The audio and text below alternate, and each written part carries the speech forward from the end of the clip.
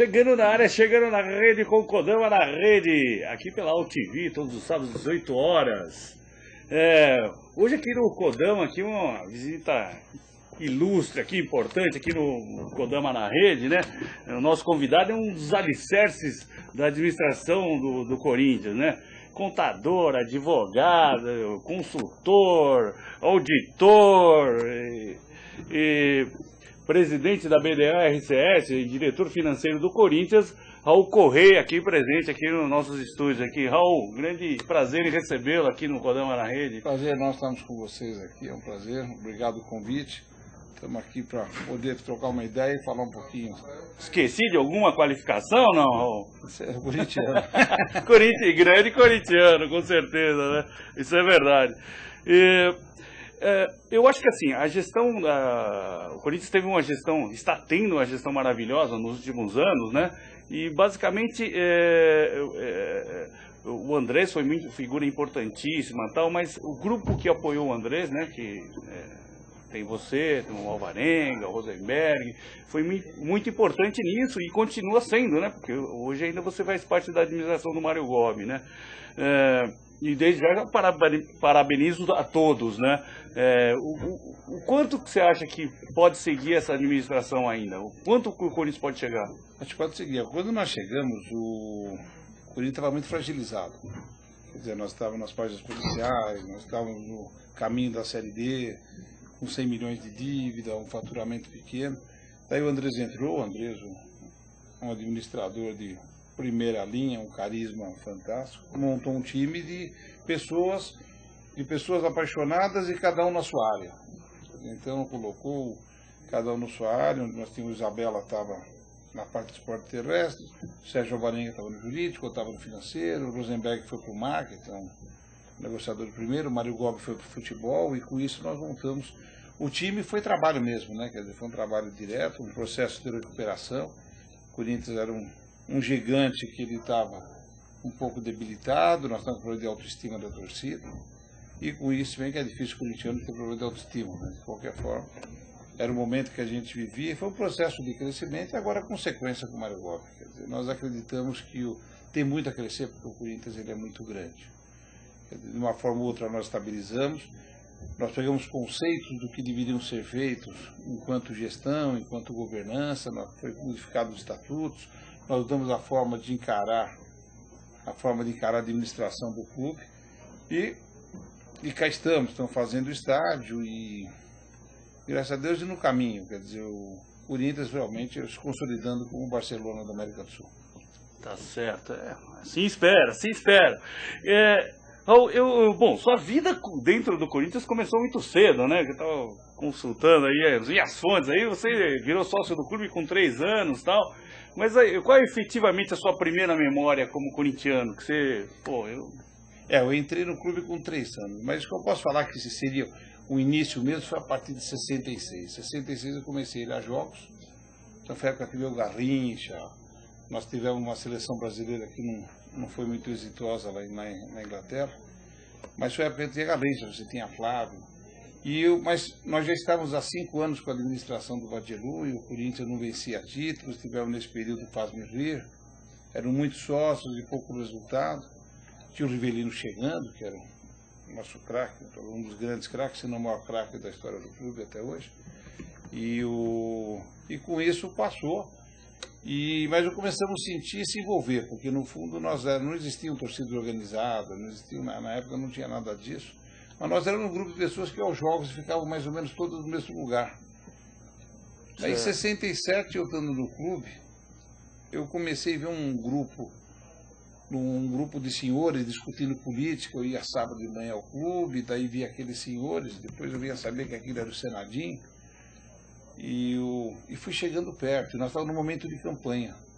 Na época estávamos fazendo uma disputa que era a redenção, que era Mateus, que tinha sido presidente, junto com o Frei Inácio Trindade, que também tinha sido presidente por muitos anos, e eles montaram uma chapa, que era a chapa Redenção Corintiana, e daí eu comecei a me envolver, então foi o primeiro envolvimento político que eu tive no clube, lógico, de acordo com a minha idade também, né, eu distribuía panfletos, estava dentro do negócio, porque o Corinthians era muito grande, não é? Para vocês terem uma ideia, quem está me ouvindo agora, as campanhas você não fazia só dentro do clube, era pela cidade toda.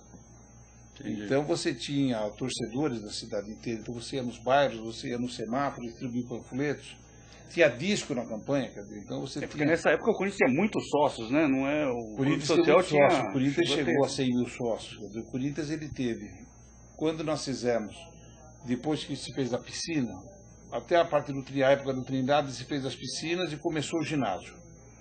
Daí quando entrou o Vadielu, ele fez o balneário, que é aquela piscina que nós temos fora as olímpicas, depois dos trampolins, e antes da de ondas, né? Quer dizer, o Trindade, o Matheus Vadir começou a fazer aquele, daí ele terminou o ginásio, e com isso os sócios aumentaram e investiu-se muito em esportes amadores. A gente investiu muito, o Corinthians tinha um basquete campeonérrimo, né? O Corinthians era um basquete que era a base de seleção, um futebol de salão muito forte também. Então o Corinthians tinha esporte elétrico, a natação do Corinthians era muito boa. E nós frequentando tudo aquilo, quer dizer, sem uma ideia, eu fui em jogo de boliche com bandeira e rojão. O basquete na época compensava o futebol, né? Porque não, o grande adversário à época era o Sírio, e tanto que nós cantávamos no ginásio, era tudo sempre, as mesmas bandeiras das pessoas, né? E era com o pé, com a mão, o Corinthians é campeão. Então era hip, hip, hip, vamos comer quibe. Isso era a historinha que a gente cantava na época, era um bom time de basquete. Então em 67 teve a redenção, daí nós seguimos, eles não venceram, o Vadir venceu em 67, daí teve 69, daí em 69 teve uma eleição pelo Conselho, que era o BID, nós apoiamos, e até então nós já estávamos com arremedo de torcida organizada, quer dizer, até então não existia, mas nós já tínhamos feito uma camiseta que ela tinha o sentido do Corinthians com escrito fiel em vermelho. Você você pertenceu aos 20 primeiros fundadores da Gaviões e também da Camisa 12. Isso, eu sou o número 11 dos Gaviões e sou o número 2 da Camisa 12. Isso aí é a sua carteirinha da Gaviões, né? Sócio número 11. Isso aí foi o início. Eu que datilografei até. Na época eu que datilografava. Você que datilografava as carteirinhas? Eu tinha um misto de tesoureiro com secretário. E a assinatura é do Joca. Do Joca? Vocês não estão vendo, o Joca, ele é o sócio número 3 dos Gaviões, um grande líder. Na época nós tínhamos o Flávio e o Joca, eles eram duas lideranças muito fortes, cada um no seu estilo e com o seu grupo. Isso nos Gaviões. E aí, logo em seguida, a gente tem aí a carteirinha da Camisa 12. Camisa 12. Aí já é em 71. Aí já é 71, nós fundamos a Camisa 12 em agosto de 71. E a assinatura é do Júlio e do Cláudio Faria, Vila Maria. Vila Maria, né? Como membro da Gaviões, você era já era o contador da Gaviões? Agora eu cuidava das finanças, né? Acho que eu cuidava das finanças, agora eu cuido do Corinthians, e minha vida inteira foi ligada à contabilidade, né? Eu sou filho de contador. E nos Gaviões eu tinha o papel além do papel de secretaria, quer dizer, eu que escriturava as atas, esses livros todos, não sei se perderam com o tempo, porque quando nós fizemos a 12 nós entregamos todos para os Gaviões, e eu fazia cobrança. Então nós tínhamos pessoas que contribuíam para a gente poder... Porque você tinha os instrumentos, você tinha uma dificuldade, quebrava uma baqueta, quebrava um couro, tinha que ajudar uma bandeira ou outra, ou ajudar algum colega que não tinha condições de entrar em campo. Então, com isso, nós temos algumas pessoas que contribuíam com a gente. Então, a gente fazia uma... Entendi. Inclusive, ele trouxe aqui os recibos aqui de algumas pessoas que contribuíram aqui para o início da Gaviões, né? Isso aqui... Então, vamos mostrar aqui na câmera, aqui, Sérgio, o recibinho aqui. Olha aqui, acho que nem vai dar para ver direito, hein? Tá muito pequenininho aqui o recibo. Se vocês repararem, ela tem com a letra, que é a minha letra da cobrança, e tem em azul a assinatura do Flávio Lacelva, quando eu prestava as contas E aqui nesses recibos aqui que eu estou verificando, tem contribuição do Vicente Matheus, né? Tem contribuição do Geraldo Bretas, que era o comentarista da Tupi na época, né? Tupi? Ele também falava, isso mesmo. Geraldo Bretas, Mário Páscoa, né, que era o pai do Sr. Roberto, é isso? E irmão do Roberto. Irmão do Roberto. Irmão do Roberto. Tá certo. Isidoro Matheus também. Mas eles só contribuíam, não eram sócios, não chegaram a ser sócios. Isso era contribuição mesmo, mas somando tudo que a gente arrecadava por mês, talvez em moeda de hoje, esteja falando em R$1.000, R$2.000. Entendi. Não era nada de... Mas era o suficiente porque nós tínhamos uma série de despesas, então você tinha um apoio para isso. Nós éramos tudo meninos, quer dizer, fundamos os Gaviões, eu tinha 14 anos, acho que o Flávio Lacerda devia ter 21. Entendi. Então, nós éramos todos meninos, o Cláudio tinha 15 anos. Então, esse era bem o nosso momento, mas já tinha uma estrutura de organização. Claro. Isso é uma coisa importante, quer dizer, quando você pega as torcidas organizadas, precisa entender, hoje a torcida organizada, se fala muito de torcida organizada, da violência, do perigo, de oruru, de não sei o quê. Certo. Né? Mas como é que é a origem das organizadas, gente? Tudo isso, elas surgiram todas pós o AI-5. O AI-5 ele é do final de 68. Então, de uma forma ou outra, as organizadas, elas foram uma forma de você trabalhar politicamente, dentro da política clubística. Então, nós fizemos os Gaviões, da época surgiu a Jovem do Santos, surgiu a Tupi do Palmeiras, a Uniformizada de São Paulo, que são as torcidas, e a Leões da Fabulosa, que são as torcidas que nós tínhamos naquele final dos anos 60, iníciozinho dos anos 70, que foram as primeiras que surgiram. E no Rio você tinha a Jovem, você tinha, acho que a Jovem era maior que tinha do Santos, tinha a Charanga do Rio também. E era uma forma que você tinha de você exercer política, né? Então as organizadas surgiram com isso, mas já era tudo estruturado, nós éramos estudantes, né? Sim. Então você pode ver, você tem o recibinho aí, quer dizer, você tem os recibos de cobrança, você tem o livro caixa também, que eu não trouxe, né? Tá certo. Você tem o livro caixa com isso, você fazia atas de reuniões. Nossas reuniões eram feitas com convocação, então você fazia convocação, você prestava contas. Você tinha a rotatividade no poder, para vocês terem uma ideia, 69 fundou os Gaviões, mas em 71 já era um outro presidente. Em 71 o Elson assumiu como presidente dos Gaviões.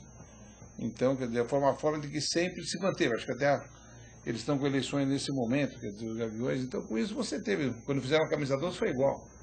Toda reunião você tinha a prestação de contas, era a análise do trabalho de cada diretoria, porque você tem uma responsabilidade grande, porque você tem muitos meninos, muitos jovens, então você tem uma responsabilidade de orientação desses meninos, de poder fazélos crescer. Essa era a estrutura. Isso dá orientação, mas é umas confusão aí. Tem uma matéria no jornal aí de uma briga aqui, na guerra do Timão os Gaviões levam a pior aí. Mas aí tem motivo. O que aconteceu aí nessa? Porque quando nós fizemos os Gaviões, o Vadielu ele montou o contraponto, porque nós íamos para o estádio com nossas faixas, com nossos gritos e tudo muito articulado, né? E o Vadielu, que num primeiro momento ele não levou a sério, dizendo que nós éramos uma turminha de baderneiros. Quando percebeu a força e a organização da torcida, daí ele montou a sua própria torcida. Ele fez a bandinha do Vadir. Eles utilizavam na época umas camisas de manga comprida, aquelas de frio, camiseta de frio. E eles vieram de uma escola de samba, ele contratou o pessoal de uma escola de samba e a diversão deles era bater na gente. Então, quer dizer, normalmente acabavam os jogos, nós sofríamos algum tipo de agressão por parte deles e tivemos dois grandes conflitos, na verdade. Um na Avenida Pacaembu, em 1970, que foi depois do jogo contra o Santos. O jogo acabou no game 2-0, na época a gente saía pela Pacaembu e até a Avenida São João para poder pegar os ônibus. E daí nós tivemos uma grande agressão lá, e foram mensagens do tipo Capangas massacra os Gaviões, assim por diante. E essa que apareceu aí na imagem foi uma outra, ela foi já em março de 71, onde nós estávamos há 15 dias ou menos das eleições, e o Vadielu estava em desespero, porque nós estávamos uma campanha muito maciça. Nós enviávamos cartas para os jornais, era tudo muito seguido, né? Era tudo muito estruturado enquanto torcida. E daí nós tivemos essa agressão, que foi exatamente essa da matéria. Está certo. Mas... Então, basicamente, a oposição inicialmente era sempre contra o Vadir. Ah, sim. Porque nós sempre defendemos, inclusive hoje, né? Inclusive hoje a gente defende, foi o primeiro estatuto, o estatuto que foi sugerido pela comissão, logo que a Renovação e Transparência entrou e que foi aprovado pelos sócios. Ele tem uma coisa muito interessante e muito boa. Você é presidente do clube e você fica 2 mandatos para não poder voltar. Você fica 2 mandatos fora. Então, com isso você inibe o continuismo. Claro. Porque na hora em que você vê, você tem que ficar 2 mandatos fora, são 6 anos. Quer dizer, em 6 anos, sua vida muda, o clube muda. E daí você tem a oportunidade de todo mundo poder participar. Porque sendo todos do mesmo grupo, cada um tem uma forma de ver as coisas, e com isso o clube cresce. E isso o Corinthians não tinha. Nós tivemos 4 presidentes de 50 anos. Foi Trindade, foi Vadir, foi Matheus e foi do Alívio. Então, com essa mudança que o Andrés trouxe, que os sócios votaram e aprovaram, isso é uma mudança que nós temos que preservar esse estatuto como nunca. Com certeza. No sentido de você evitar de nós termos dinastias de novo. Porque às vezes você faz uma boa gestão, a pessoa pensa, nossa, eu gostaria que esse presidente ficasse. Né? Ah, já que tá bom, vai ficando, tá bom, tá ficando. Mas não é o contrário, o importante é você estar ficando dentro da filosofia. Daí vem uma hora é você, depois uma outra é ele, outra hora é ele, e com isso o clube cresce grande, que nós somos o maior clube desse país. Com certeza, com certeza. Tá. Isso daí você estava lá no estádio já não? Opa! Isso aí. Essa Foto aí do Gaviões vê, no estádio. Essa aí é o Parque São Jorge. É no Parque São Jorge? Aí? Essa é a primeira foto que nós tiramos. Na verdade, nós temos duas do mesmo dia. Nós temos duas do mesmo dia. Essa foto, ela joga o início, talvez, agosto de 69, setembro, por aí, que era bem o início. Você está olhando, você vê o grupo. Lá no alto, aquela bandeira listadinha, é a minha bandeira, minha terceira bandeira. Ela teve o... Porque eu tive... Minha primeira bandeira, seria a quarta oficialmente, né? Porque minha primeira bandeira era uma de plástico, eu era menininho. Daí eu fiz, minha primeira eu fiz à mão mesmo. Peguei um tecido no... Peguei um tecido no armário da minha mãe. E numa tarde eu fiz uma bandeira que depois eu vim descobrir que era um linho 120 para fazer um terno para o meu pai. Essa foi a primeira bandeira. Uma bandeira chique, bicho. Que eu pintei a guache, colando o recorte do Estadão. A mãe guardava para fazer enxoval das minhas irmãs, que são 4 irmãs e eu, para fazer enxoval. Então eu comprava ao longo da vida, ia comprando lençol para as meninas e depois dava como enxoval, né? E eu peguei um Santista Ouro e fiz minha segunda bandeira. Então de um lençol de casal eu fiz minha segunda bandeira do Corinthians. Daí meu pai se convenceu que ele precisava me apoiar a ter uma bandeira que não fosse artesanal. Então ele me deu de presente de 13 anos essa bandeira que está aí. E ela aparece em todos os primeiros momentos dos Gaviões. Você sempre vê no meio das faixas dos Gaviões, essa bandeira está sempre presente. E ela teve com isso, depois fiz muitas outras, depois eu aprendi uma vez com a torcida jovem do Flamengo, eu vi uma bandeira monstruosa, falei, só vou fazer bandeiras assim. Daí já... Essa foto já é da camisa 12, né? Essa aí já é para frente, isso aí já é para camisa 12. Isso aí já é 72, eu acho. Eu estou com a bandeira na mão. Normalmente você vai encontrar sempre minhas fotos eu de costas, porque eu gosto muito de bandeira. Você acha que as bandeiras deveriam voltar, não? Sem sombra de dúvida. É. A hora que tiraram as bandeiras e no momento em que você tirou as bandeiras, você tirou a cerveja do estádio. Então o que acontece? O pessoal fica do lado externo, bebendo, e bebendo mais do que deveria, porque lá dentro não vai poder beber, então já quer se garantir. Então na hora que a pessoa entra, ela já entrou com teor alcoólico. E a hora que você tira a bandeira, você quer substituir a vibração e a aparição de uma outra forma, e daí você pode ter um fogo de artifício, você pode ter alguma coisa. Quer dizer, a bandeira é beleza. Todas as imagens que você procura fazer, quando você quer mostrar uma torcida, normalmente são ou as bandeiras ou são os sinalizadores. Quer dizer, então acho que as bandeiras têm que voltar. Pararam por causa de bambus, mas você vê, no Rio de Janeiro tem, em Minas tem, em todos os lugares tem bandeiras, isso é um espetáculo maravilhoso. Quando você olha as fotos da invasão corintiana, quando você olha as fotos da final de 77 no Morumbi, você está vendo todo aquele mar de bandeiras. Isso aí todo mundo participa. Hoje você tem uma situação que você tem o lado das organizadas e o resto do estádio tem o seu grito só.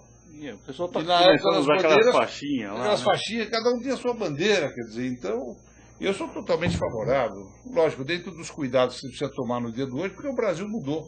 Não foram os organizados que mudaram, o Brasil mudou e os organizados são um pedaço do Brasil. Eu acho que dentro de um acordo feito em cima disso, deveria voltar, porque isso é beleza, isso é espetáculo, isso é a força, é um dos 3 grandes pontos, na verdade, que eu acho que são armas fortes do Corinthians. Quer dizer, você pode ver que os exércitos de antigamente, eles sempre colocavam as bandeiras na frente.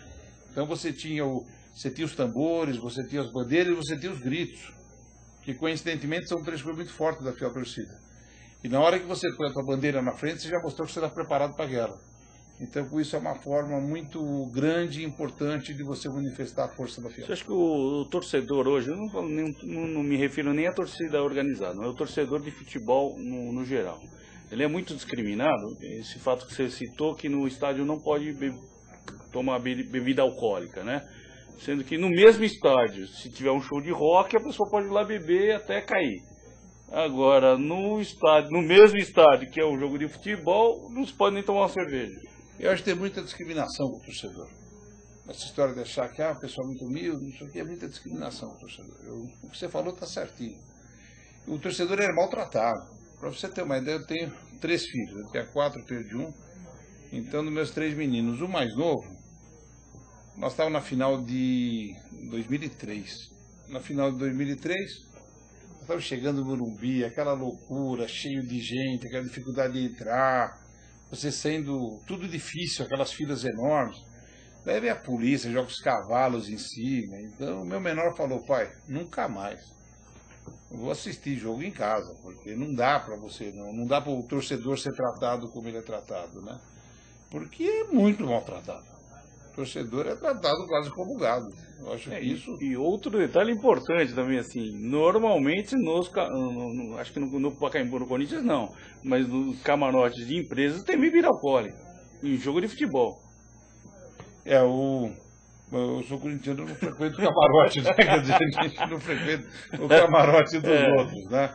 Mas o nosso tema não tem por que proibir. Não, eu estou me referindo assim, por que no camarote tem e na arquibancada não pode? É discriminação, isso né? Eu acho tem estádio que tem bar dentro e serve bebida alcoólica. Mas isso é mudança, é que é tudo difícil, gente. Imagina você sai de um lugar distante, o jogo começa às 10 horas da noite, ele acaba meia-noite, daí você tem dificuldade no metrô, daí você pega o metrô, é tudo muito sofrido, diferente de outros lugares onde... Creio que em Itaquera vai ser mais fácil isso, quando nós estivermos na Arena Corinthians, porque você vai poder chegar em cima da hora e ter teu lugar e sair, vai ter estacionamento, você vai ter condições de ser tratado como deve ser tratado um torcedor de futebol, qualquer que seja o clube que ele torce. Você acha que em relação ao nosso estádio lá, o público deve aumentar em virtude da própria região, que tem bastante corintianos, o estádio ser próprio, até a facilidade que tem um metrô na porta? Eu acho que tudo vai aumentar a facilidade. Veja, eu assisti na década de 70 muitos jogos no Morumbi, de domingo às 11 horas da manhã, com mais de 100 mil pessoas. Eu assisti muitos jogos no Pacaembu com 60 mil pessoas, 50 mil pessoas. Agora, no nosso estádio, nós vamos ter esse facilitador, você está mais próximo da casa da maior parte da torcida, mas eu acho que o conforto vai facilitar. Agora, o dia que nós tivermos, isso é uma opinião que eu tenho, eu estou sempre manifestando, quando nós tivermos 200 mil sócios torcedores, nós vamos jogar com o estádio lotado todos os jogos. É que o calendário nosso é ruim, nós não temos estádio para poder vender o pacote anual. Você vê hoje, você vê o Corinthians, a média de público desse já é fruto do fiel torcedor. Você tem 60 mil, quando você tiver 200 mil, nós vamos jogar com casa lotada todos os jogos. Tá certo. Vamos ver mais algumas imagens aí, Sérgio, do Raul aqui, da época da Gaviões aí tem a foto da camisa 12, e daí é uma matéria que saiu no Jornal da Tarde, né? O Diário da Noite. Diário da Noite, Você fez uma carta boicotando o Rivelino lá, pedindo para mandar o Rivelino embora, Raul. O que é isso? É verdade. O maior jogador da história do Corinthians. É verdade isso, porque nós tivemos aquele jogo, esse campeonato de 74, esse jogo, ele foi o jogo quando nós falamos, finalmente estamos lá. São 20 anos, é agora. Para vocês terem uma ideia, na época, o Chico Buarque e a Maria Bethânia gravaram uma música oriunda de um filme que chamava O Sonho Impossível, que era do Homem de La Mancha. Então era sonhar, mas um sonho impossível. Eu passei a semana inteira ouvindo essa música. A gente estava todo mundo muito intenso. Nós fizemos, enquanto as torcidas, a gente se preparou para esse jogo. E na hora que o jogo começou, o Rivelino não conseguiu, na nossa visão, obviamente, ele não conseguiu demonstrar o potencial dele. O craque que ele era. Ele não conseguiu, quer dizer. Então a gente achava que ele era o líder do time. Quer dizer, se alguém, está escrito nessa carta, não sei detalhar o ponto dela, mas se alguém tinha que ir pro ataque era ele, se alguém tinha que ir pra frente era ele. Tanto porque... que o Pirillo era o técnico, né? O Silvio Pirillo. Era o técnico, ele colocou o Adãozinho para dar liberdade pro Rivelino. E o Rivelino ficou lá atrás, então a gente ficou muito decepcionado. Esse jogo, seguramente foi uma das últimas pessoas a sair do Morumbi. Eu saí do Morumbi, as luzes já estavam todas apagadas, já eram 10 e pouco. E foi um jogo que ele foi muito marcante pra gente. Apesar que teve falta no Rivelino, né? O Despedida fez falta nele. O gol foi oriundo de uma falta. Mas o Rivelino não correspondeu e daí nós fizemos essa carta, na verdade. Essa carta foi feita a duas mãos, que na verdade o Cláudio e eu, a gente se reuniu Quando a gente se reuniu, achando que a camisa 12 tinha que tomar uma posição, que ela não podia ficar passiva diante de uma coisa tão importante. E daí nos reunimos, fizemos umas ideias de texto do que a gente deveria fazer. Daí um sábado de manhã eu fui para o escritório, fui lá no escritório que eu trabalhava e comecei a datilografar exatamente essa carta que vocês viram o facsímile do jornal, mas comecei a datilografar essa carta e ela relembrava todo o início do Rivelino, porque o Rivelino é uma coisa curiosa, ele ainda estava no juvenis e a gente aí assistia o Rivelino no juvenil, você chegava antes para o Rivelino, né? Então, ele é um jogador que ele tinha toda essa imagem, toda essa parte importante, e daí a gente pegou e montamos essa carta. Eu fiz essa carta, eu fotografei no sábado à tarde, foi isso, e daí ela acabou virando manchete de jornal, virou manchete de jornal do Diário da Noite. Daí em seguida os Gaviões também fizeram uma carta similar e mais alguns dias ele foi para o Fluminense. Mas é muito mais fácil, mais prazeroso ser torcedor do que diretor, né, Raul? Torcedor, ninguém vai ser cobrado porque você foi torcedor, xingou o jogador ou não. Agora, como diretor, a cobrança é maior. O diretor não pode errar, né? Diretor, a cobrança é maior, a responsabilidade também é maior. Mas eu fiquei um bom tempo afastado do clube, na verdade. Eu tive uma participação muito intensa de 67 a 79. E nesse período participei de algumas eleições, fundamos duas torcidas organizadas, nós tivemos a invasão, nós tivemos o campeonato de 77, tivemos a briga contra a federação por causa da rodada dupla, 79. Então, 79, nós tivemos muitas coisas que aconteceram nisso, eu tive uma vida normal, daí fui casar, cuidar da vida profissional, e sempre disse para os meus meninos que eu voltaria ao Corinthians com 60 anos para ser conselheiro. Então meus filhos cresceram sabendo, Raul com 60 anos vai ser conselheiro, eu tenho 57. Mas daí quando teve aquele problema com o River Plate, que teve aquela briga no Pacaembu, daí eu cheguei em casa, café da manhã, falei para as crianças, para a mulher, eu falei, olha, os velhos estão acabando com o Corinthians, eu vou para o Corinthians. Daí liguei para o Cláudio, porque o Cláudio sempre continuou ativo com as torcidas, né? Eu contribuía, prefeito de ajuda, numa coisa ou outra que eles precisavam, mas desde o final dos anos 70 eu estava afastado. E daí o Cláudio falou para falar, Cláudio, camisa 2 da oposição a vida inteira não dá, pô. Temos que ser conselheiro para ajudar o clube. Tem que estar lá dentro para ajudar o Corinthians. Daí ele falou para mim, ó, o dia que aparecer um cara sério, eu te aviso. Passou 2 meses, ele apresentou o André Sanches, que eu não conhecia, o André não me conhecia. Ele falou, apareceu um cara sério, o Andrés. Daí eu fui ao clube, eu não só conheci o Andrés pelos jornais. E a hora que eu cheguei no clube, eu vi o Sérgio Alvarenga junto com o Andrés. Eu não conheci o Isabela, mas eu também conheci o Isabela. E daí você foi vindo, daí eu fui a Denise, que era colega nossa de arquibancada.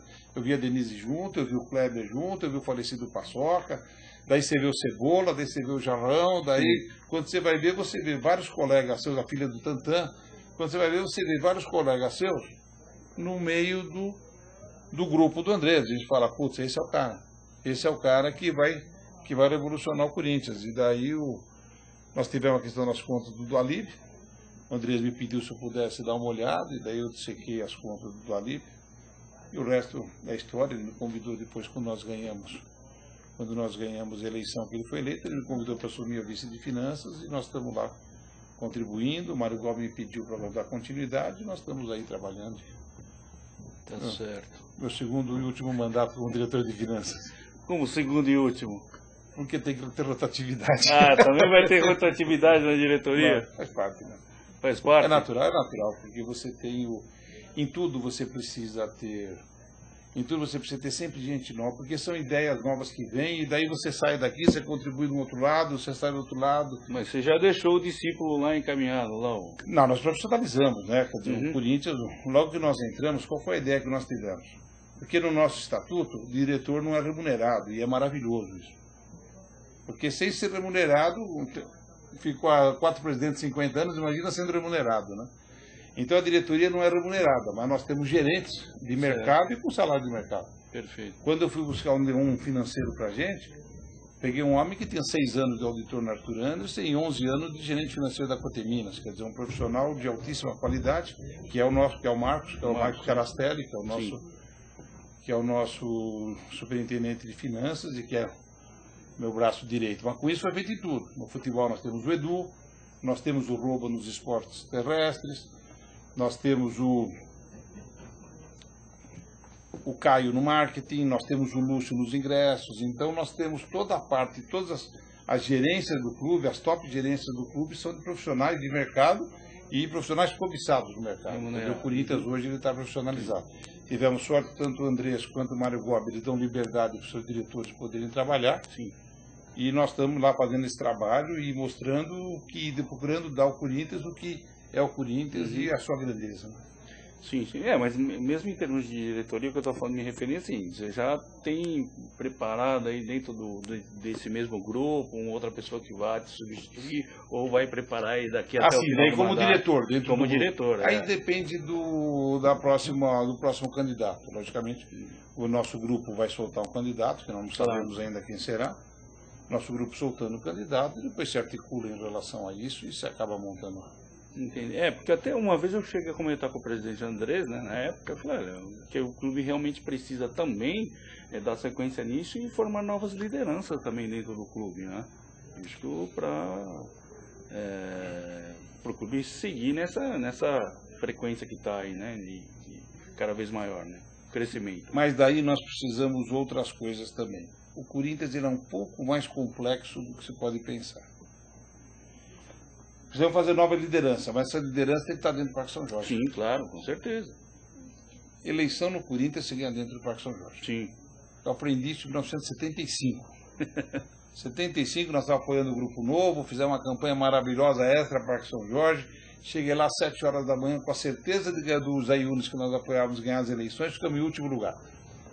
Então daí a gente aprendeu que é assim que se faz e logicamente precisamos do nosso grupo e nós estamos frequentando e o grupo é um grupo unido e sempre dentro do que são os pilares da gestão, onde você respeita as diferenças que você tem que respeitar a torcida, você tem que fazer o Corinthians para todos.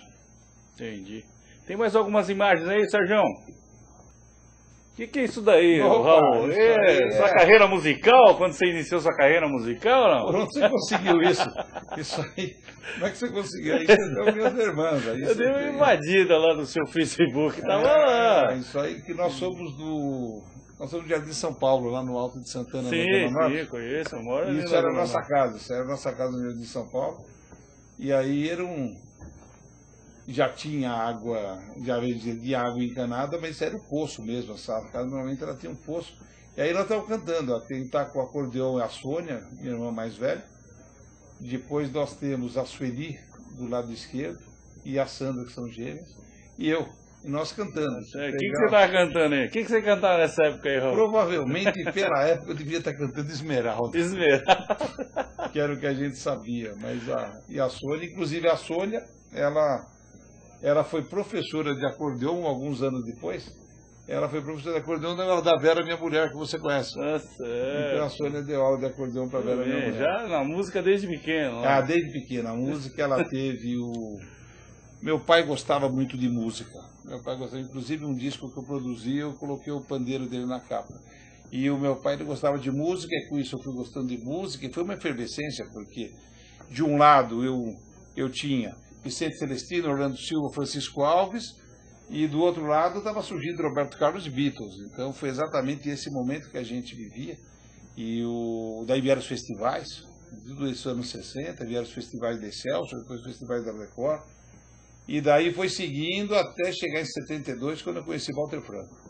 Daí foi uma paulada. Passa outra foto aí, Sérgio. Foi vamos indo embora. Deixa eu ver aí. Aí é do Rivelino. É isso. Opa, esse aí é Zé Rodrigues. Zé Rodrigues, grande amigo. O Zé faleceu há uns 3 anos atrás. Só ele tocando piano lá em casa. O Zé, ele foi realmente um grande amigo, grande compositor nosso. Eles tinham o Sá Rodrigues e Guarabira, era o trio que eles tinham, que trouxeram o rock rural. Depois o Zé fez carreira solo. Ele criou junto com o Tavito, outro grande amigo, ele acabou fazendo Casa no Campo. Sim, isso aí, grandes dois, fizeram grandes saraus em casa. Fizeram um grande sarau na minha casa. Entendi. Esse é o IPB4, lá em casa também. A gente gosta muito, eu gosto muito de música, e ao longo do tempo nós fomos conhecendo, porque no início, eu acompanhava o início da carreira deles, né? E fazia shows iam 10 pessoas, 5 pessoas, 15 pessoas, 20 pessoas, a gente sempre conversava no final. E alguns fiquei realmente, que eu posso considerar amigos, Belchior, amigo meu, Walter Franco, Carlinhos Vergueiro, Zé Rodrigues, Guarabira, Juca Novaes, putz, um monte, Guilherme Rondon, quer dizer, aí a gente foi tendo as cantoras, a Klebe Nori, que é uma corintiana fanática, a Klebe é filha do Clóvis, que era zagueiro do Corinthians nos anos 50. Mas fora o conjunto aí do começo aí, você nunca tentou cantar? Nada. Eu não canto, mas eu tenho em casa para os amigos. Em casa para os amigos eu tenho muitos discos, eu tenho uns 7.000 discos mais ou menos. Fiz 2 livros sobre música. Você mostra aí, acho que tem a capa aí, Sérgio, do livro do... Aí, versos para sua prosa. Isso aí. Qual foi a ideia desse... A ideia desses livros foi exatamente você pegar do cancioneiro popular, você buscar frases que, na minha opinião, levem à prosa. Esse foi um trabalho que eu fiquei 2 anos de seleção das frases, imagina, ouvindo música por música. Entendi. Selecionando as frases, eu tenho um ritmo de trabalho que vai das 8 às 8, então era bem hora de lazer, é um pouco mais complexo, né? E daí eu fiz uma seleção e saiu mais 2 anos atrás da liberação dos direitos autorais, para poder utilizar as frases. E ele está aí, alguém vai na Livraria La Selva, na Cultura, você encontra o MPB Verso para sua prosa. Tá certo. Opa, aí são os amigos do clube. Aí já faz de diretor do Corinthians, né? Aí já faz recente. Aí com o presidente Mário Gobi, Flávio Ferrari, no Memorial do Corinthians, né? E com uma característica boa, você vê que o cavalinho que tem lá é branco, né? Inclusive quando tem a camisa que tem o jacaré não é verde, é preto. Né? Então a gente pega coisas normais que a gente não usa verde. E aí o trabalho muito bom que o Ferrari está fazendo no nosso memorial, né? Memorial é fantástico. Esse trabalho de preservação, calçada da fama.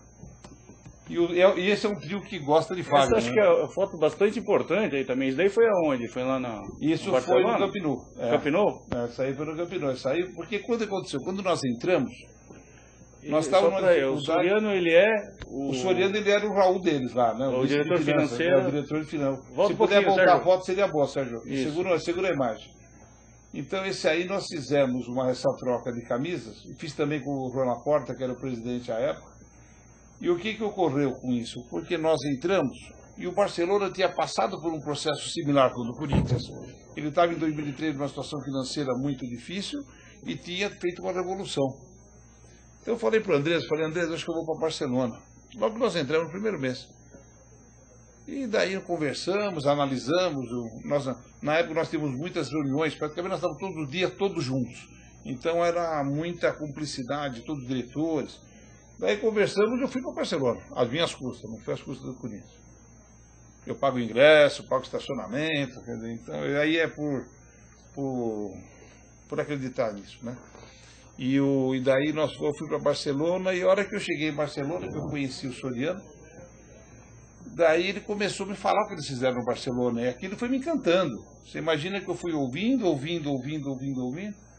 Daí chegou uma hora, no segundo dia, eu falei para eles, o que nos custaria vocês irem para São Paulo, mostrar para a nossa diretoria e para os nossos conselheiros tudo que você está me falando. Aí o Soriano me disse, Raul, me paga a passagem e o hotel que nós vamos. Eu falei, quando? Aí ele falou, vou ver uma data, voltei, falei para o Andrés, para o pessoal, falei, ó, vamos fazer uma vaquinha entre nós aqui, o Corinthians não tinha recurso, vamos fazer uma vaquinha, nós pagamos a passagem e a estadia deles, que eles nunca cobraram, mas nós acertamos entre nós que a gente iria pagar, não o Corinthians, e sim nós vamos pagar, e eles vieram, e eles foram o primeiro alavanca no sentido que a gente precisaria ter um estádio. Inclusive o André declara até hoje, quer dizer, que o Barcelona foi o primeiro que deu, que eles mostraram o quanto que um estádio pode render. Sim. O quanto você pode vender os seus jogos o ano inteiro, por exemplo, né? Quer dizer, então, com isso, nós aprendemos muita coisa com o pessoal do Barcelona. E foi muito curioso, porque eles vieram em 2, daí nós saímos para jantar no segundo dia. Nós fomos lá no Cantalupe fazer um jantar, e meia-noite eu pedi a conta. Veio a conta, nós éramos 9 pessoas, 7 dos 9, 2 deles, estava o Rosenberg, o Mário Gobi, o Andrés, o Alvarenga, o Isabela, eu, nem mais quem estava com a gente, e eles estavam em 2. Até quando a conta chegou, dividi a conta por 7. Na hora que o Barcelona viu 7 cartões de crédito em cima da mesa, e nenhum deles era do Corinthians,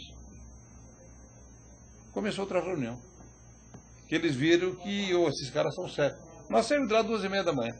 Começou uma outra reunião de troca de ideia, de tudo, porque daí já ficou o Rosenberg, o Andrés, junto com eles, em troca do que se poderia fazer. Então foi muito interessante, essa viagem foi muito importante que nós fizemos. Quer dizer, então, eu guardo com carinho essa camisa que eu recebi lá, porque para mim ela é um marco de uma revolução na nossa gestão.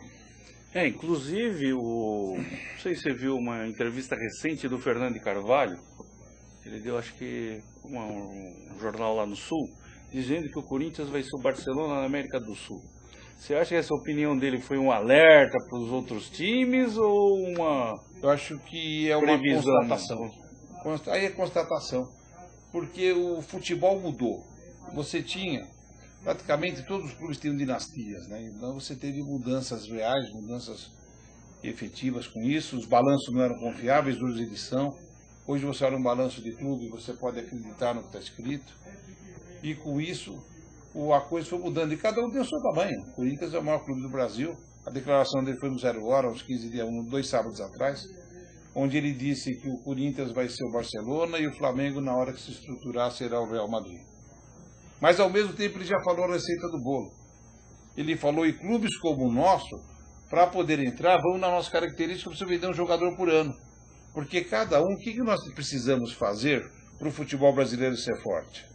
Os 12 têm que ser fortes. Nós temos 12 grandes clubes, esses 12 têm que ser fortes. Cada um com a sua característica. Tem clube que é mais formação de mão de obra, então ele tem uma parte de receita que vem da venda de jogadores. Já você pode olhar que historicamente Corinthians e Flamengo não tem grande dinheiro de venda de jogadores. Então, porque cada um encontra o seu momento.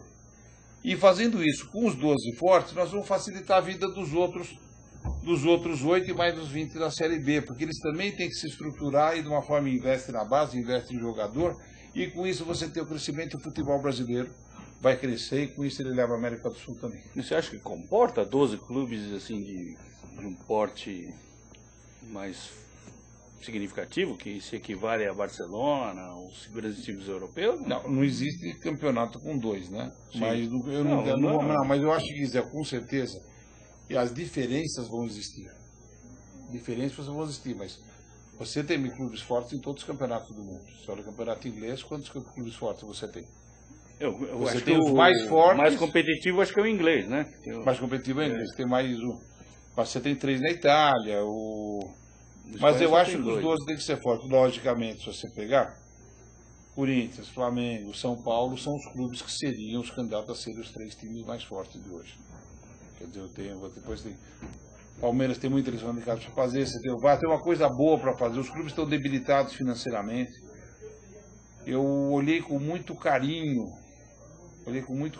esse projeto que está sendo feito da recuperação de finanças do clube, que o ministro esteve apresentando, e eu olhei e gostei do que eu vi, gostei muito do que eu vi. Quando é que o Corinthians vai começar? O Corinthians já começou, lógico, desde o início já tem um certo cuidado com a dívida que já veio com a administração anterior. Mas efetivamente essa dívida ainda não diminuiu, né? Não, ela diminuiu relativamente. Quando nós entramos, nós tínhamos uma dívida de 100 milhões e nós faturávamos sem venda de jogadores. Eu sempre penso sem a venda de jogador, porque o Corinthians não é clube formador de mão de obra. Perfeito. Então, não é um clube que vive de vender jogador. Então, sem venda de jogador, nós devíamos 100 e faturávamos 56. Hoje, nós fechamos o ano passado com 360 milhões de receita total e são cerca de 330 sem venda de jogadores e a dívida em 170. Então, você mudou muito a relatividade da vida. A maior parte do nosso endividamento ele é oriundo de tributos. Mas tem uma característica, nós não tivemos um único dia que se atrasou uma folha de pagamento, quer dizer, então nunca teve esse tipo de coisa. O Corinthians está muito controlado nesse aspecto. Imposição das dívidas dos clubes, nós devemos ser talvez o número 9 ou o número 10 em relação a dívidas tributárias.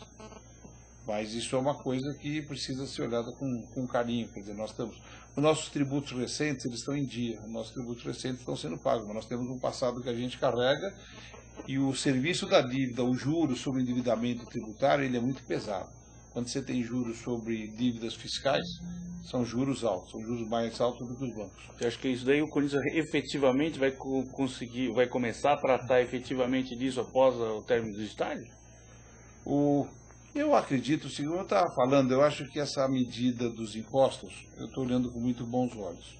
Primeiro porque o futebol está precisando. O futebol está precisando porque nós temos clubes que devem só de tributos 2 ou 3 vezes o faturamento anual. Então são tributos que têm que ser feito isso. Principalmente os clubes do Rio, eles estão um pouco mais fragilizados.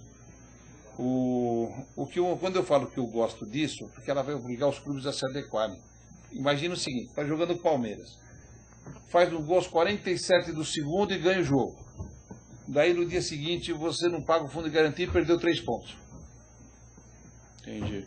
Então, quer dizer, o que a grande novidade que me agradou muito, que logicamente o pessoal vai querer falar que isso é perdão, não é nada perdão não, você tem que ter contrapartida, investimento, eu não sei se está disponibilizado publicamente, se o governo disponibilizou publicamente, mas nós estamos falando de cerca de 1 centímetro mais ou menos do decreto e são muitas contrapartidas, porque qual é o projeto? Você treinar a molecada em esportes olímpicos.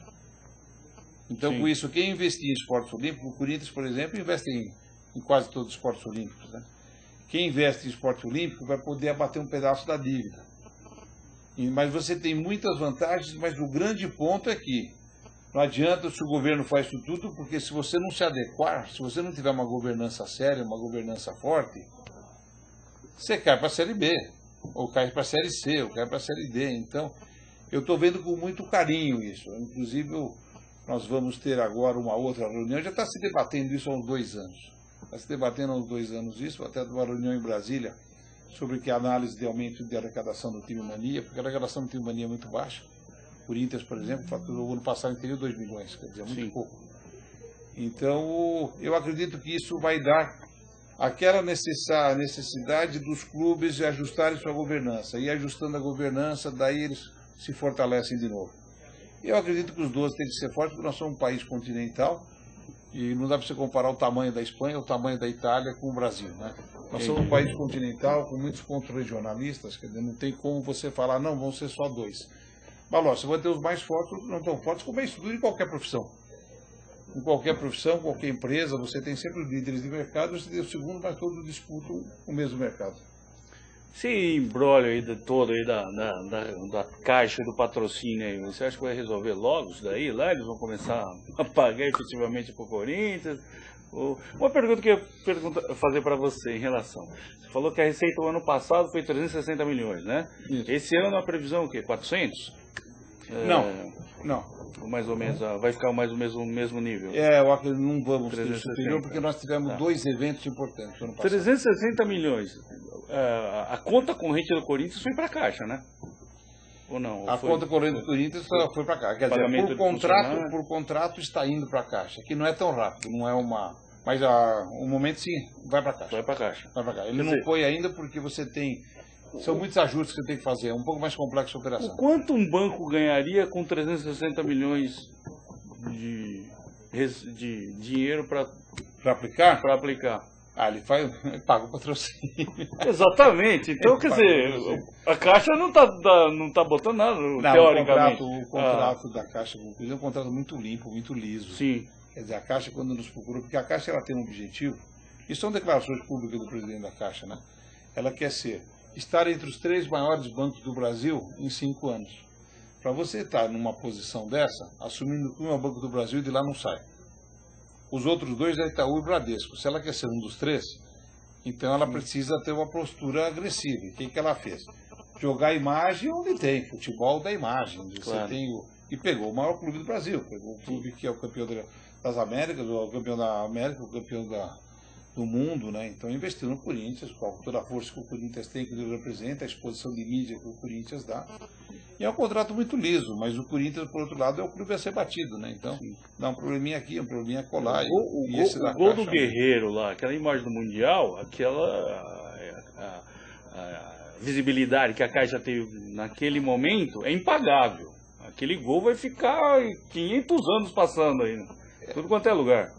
É isso, aí foi uma decisão que veio, a Justiça está trabalhando com isso, né? Os advogados da Caixa estão trabalhando, do Corinthians também, mas esperamos que isso resolve rápido. O Corinthians não rompeu. O Corinthians não rompeu o contrato, porque o Corinthians cumpre seus contratos. Então, porque assim, o que eu estava, nessa pergunta que eu te fiz, né? O cara esse cidadão que fez parar o contrato lá, que está processando lá no Sul, lá, ele está dando prejuízo para a Caixa, tá certo? Porque essa receita vai entrar no banco, o banco trabalha com o dinheiro do clube. Mais que isso, a Caixa estava procurando 2 grandes clubes para patrocinar também. Então não é só a questão da Caixa patrocinar o Corinthians. O Corinthians está passando a conta corrente que vai gerar dividendos para a Caixa. Quer dizer, tudo que ela vai colocar no Corinthians ela vai pegar de volta, praticamente. Mas você tem mais a torcida, por exemplo. Eu não tenho conta, eu pessoalmente não tenho conta no Bradesco, mas eu uso o cartão de fidelidade do Corinthians, acho que é 18 anos. Desde que ele foi lançado, ele é um cartão Bradesco, era cartão Bradesco, vai mudar, né? Mas o cartão Bradesco, o símbolo do Corinthians, porque o Corinthians ganha algum troco com isso. Então eu uso, já desde lançaram, já deve ter 18 anos, 17 anos. E agora também em relação ao estádio lá, parece que, eu estava ouvindo no caminho, até o Neto também entrevistando o Andrés, né? Até estão se especulando que vai tentar trocar o banco repassador do Banco do Brasil para a Caixa. Porque o que ocorre, na verdade, simplificando, né? A coisa é muito complexa, os contratos são muito complexos, mas tentando fazer a parte um pouco mais simples, né?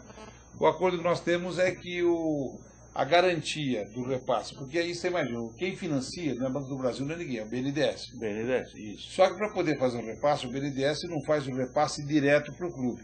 Ele precisa de um banco repassador. Sim. Então nós optamos que fosse o Banco do Brasil. Então vai BNDES, Banco do Brasil vai para o clube.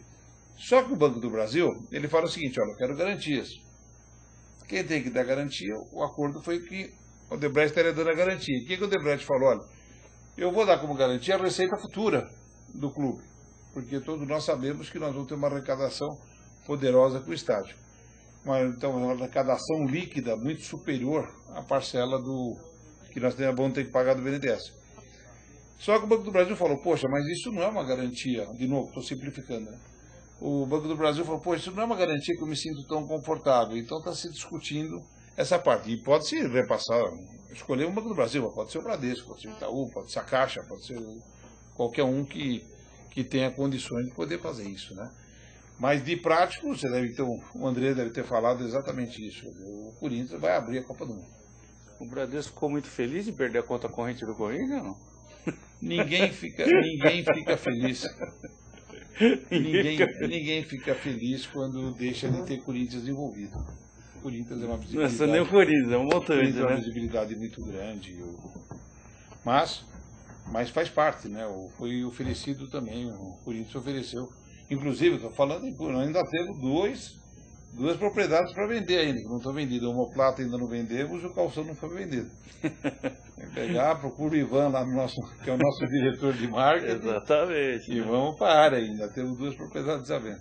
Tá certo. Está vendendo a patrocínio. Tá certo.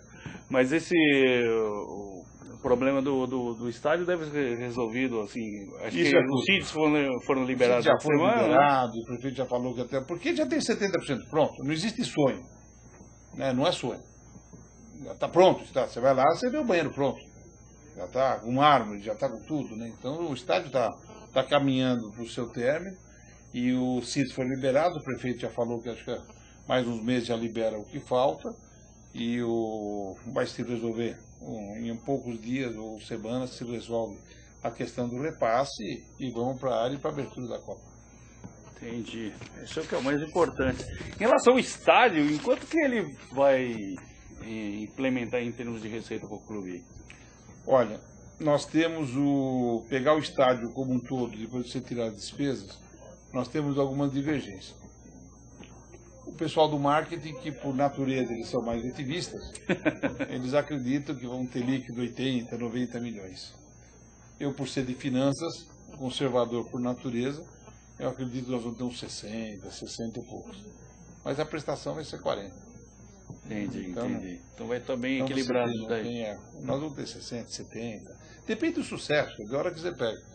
Você consegue vender o ano inteiro, tem isso. Daí você vai alugar os camarotes, você vai alugar a cadeira cativa. Você vai poder utilizar a propriedade do estádio como eventos para empresas, para fazer reuniões como os hotéis fazem. Então você tem muito para alugar, quer dizer, você tem muito para fazer recursos com o estádio.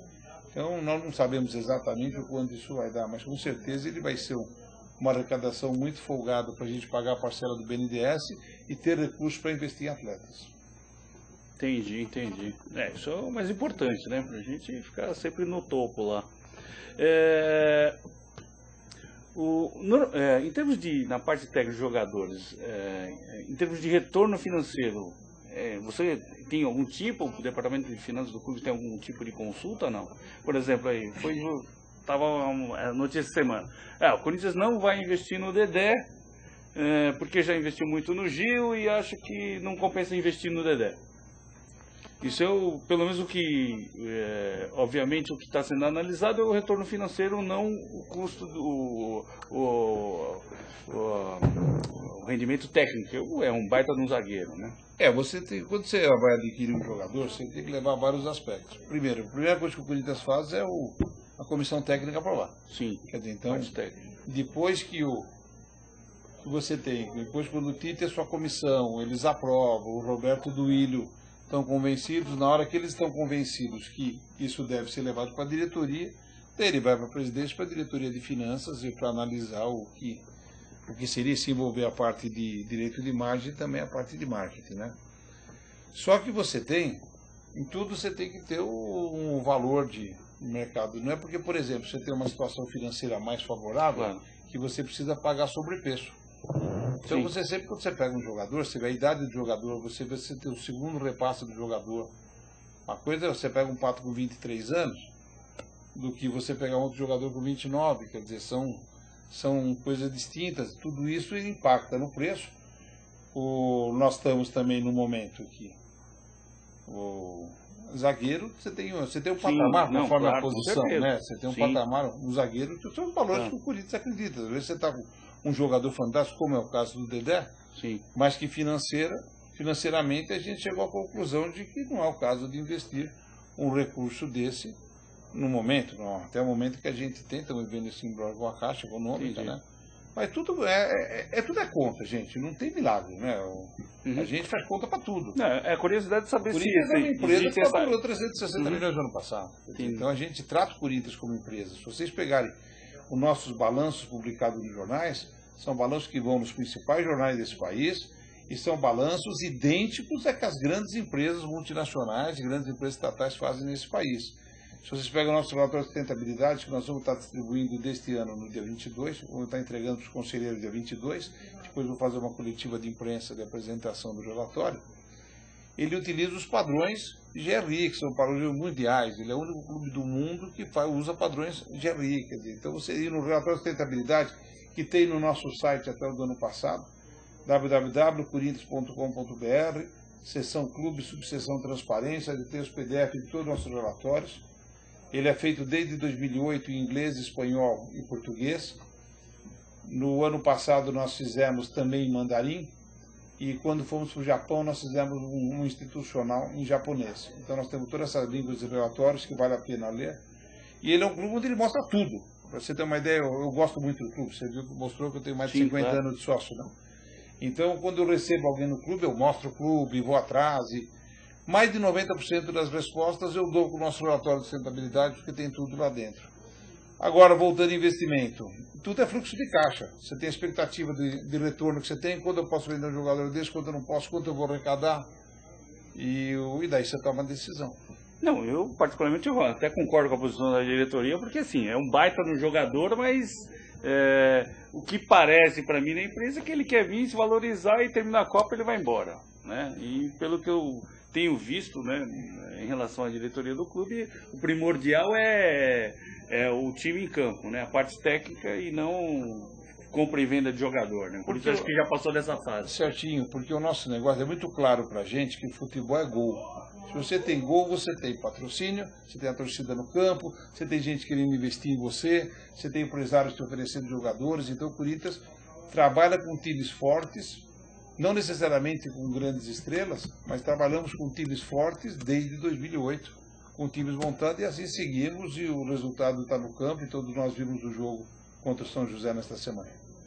Entendi. E o que você tem achado aí? Apesar que como diretor é difícil você dar uma crítica maior em relação à equipe dentro do campo. Hoje como é que você está o Corinthians para você dentro de campo? Está muito bom. Está muito bom, é um time de resultados. Acho que o Tite conseguiu ele montou um time onde ele tem 18, 20 titulares. Então você tem um time forte, um time com padrão.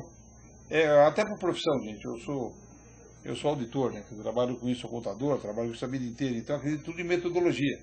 E o Tite tem o seu método, e esse método é praticado. Então você pode trocar uma peça conforme o tipo de jogo que você vai ter, conforme o adversário, e segue. Eu estou muito satisfeito com o time e com o que está sendo feito nos últimos anos. Desde o Mano e pelo Tite também. Entendi, eu acho que... O que você acha lá? O Edu tá na Europa, né? Ele foi lá participar de um evento lá na Soccerex e tal, e... Inclusive isso daí para a imagem do clube fora de série, né? O Edu tem uma... O Corinthians tem sido convidado, como eu falei, profissionalismo, gente. Eu não sou a favor de diretor ser remunerado, mas acho que nós temos que ter gerente de mercado, né?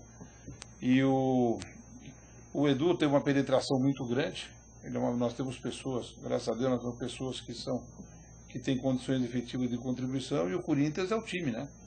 Então o Corinthians tem sido convidado para todos os eventos. O Edu também teve agora em Dubai no começo do ano, também participando de outro evento, que o Corinthians ele tem sido convidado para tudo, né? Então, tá bom, eu acho que isso é a imagem do clube, eu acho que isso é material, é isso que nós estamos fazendo, porque o mundo mudou. Nós estamos conversando aqui, qualquer pessoa neste mundo que quiser estar assistindo, é só entrar na internet e nos assistir. Quer dizer, então a comunicação é muito rápida, tudo é muito urgente, né? Tudo é muito urgente, os clubes precisam se adequar a isso, e o Corinthians está procurando fazer sua parte. Entendi. E aí, o que ele falou lá, que o Corinthians tem interesse no Carlitos Tevez.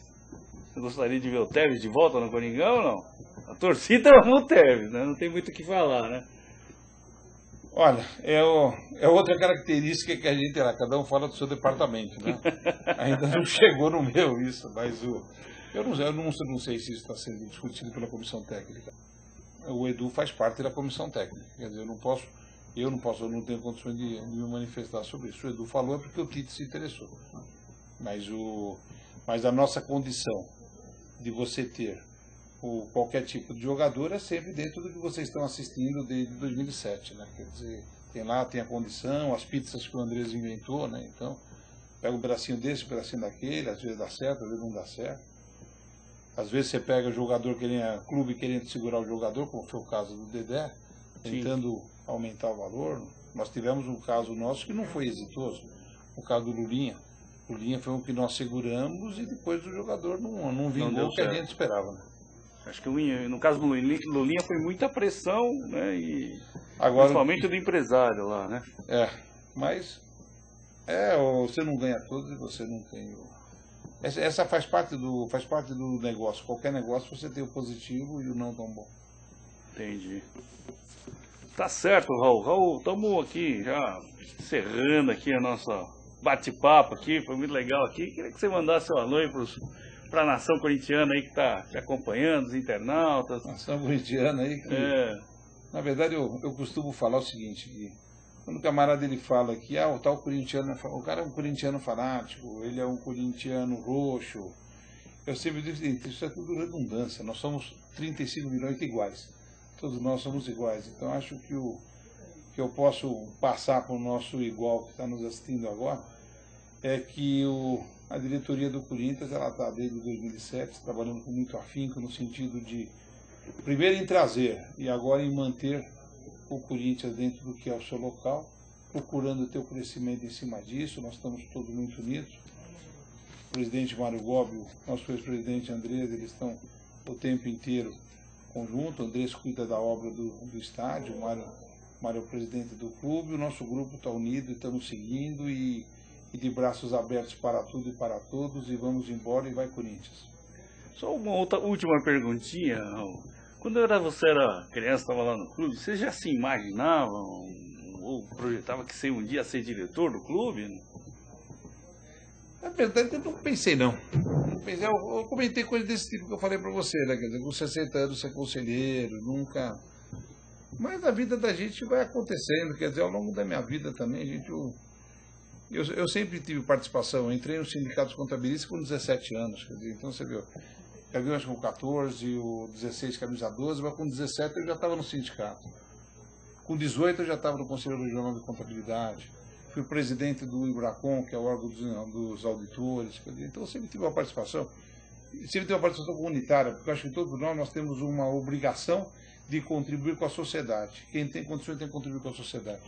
Eu sou presidente do Conselho Fiscal da ACD, então nós temos tudo que eu posso fazer para poder contribuir vai mais. E no Corinthians desenvolveu a paixão. E nós estamos lá e vamos continuar. Quer dizer, a gente não... Estou no Corinthians há 50 anos e devo ficar lá mais uns 30, 40. Tá certo. Valeu, Raul. Obrigado aqui pela presença aqui no Kodama na Rede, tá certo? Agradecendo aqui o diretor financeiro do Corinthians, tá certo? Acho que uma entrevista sensacional aqui, ele passou muita informação aqui pra gente, os corintianos que estão acompanhando a gente, né?